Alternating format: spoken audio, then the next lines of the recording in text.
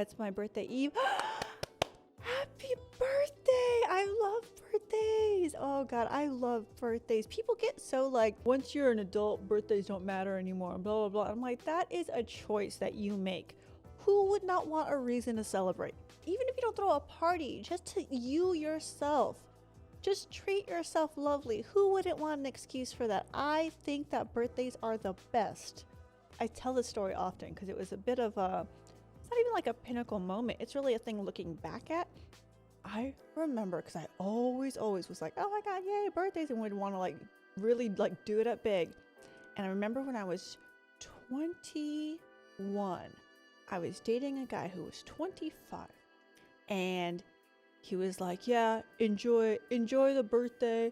After 21, that's it. By the time you're my age, everything sucks, blah, blah, blah. And his whole thing was, he was saying, you know, like at 16, you can drive, at 18, you're an adult, at 21, you can drink. And then after that, there's no reason to celebrate. And that like your life is over. And he was really like, yeah, I'm so old, I'm 25, like dumb shit, you know, because he was like, I should have had kids by now. And like, he was very like already grandpa in his brain. And I just remember being so sad about that idea because he was older than me. I thought he knew what he was talking about. So I was like,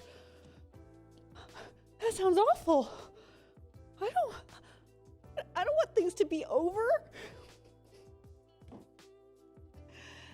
And then, you know, I had an awesome birthday at 22 and 23 and 24 and 25. And like every year my life just got better and happier because I got my shit together.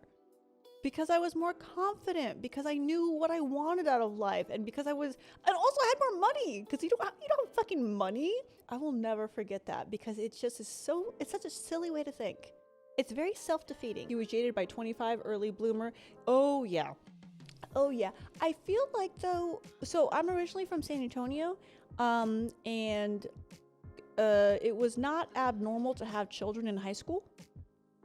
When I was going to high school, San Antonio actually had the largest teen pregnancy rate in the country. And so I think, you know, that the Mexican family like upbringing about like, you know, that's the point. You gotta have babies. You gotta have a family. I think it created that sense of urgency in the culture for those who hadn't had that, which is so fucking buck-ass backwards. And so, yeah, he was like crazy jaded by then.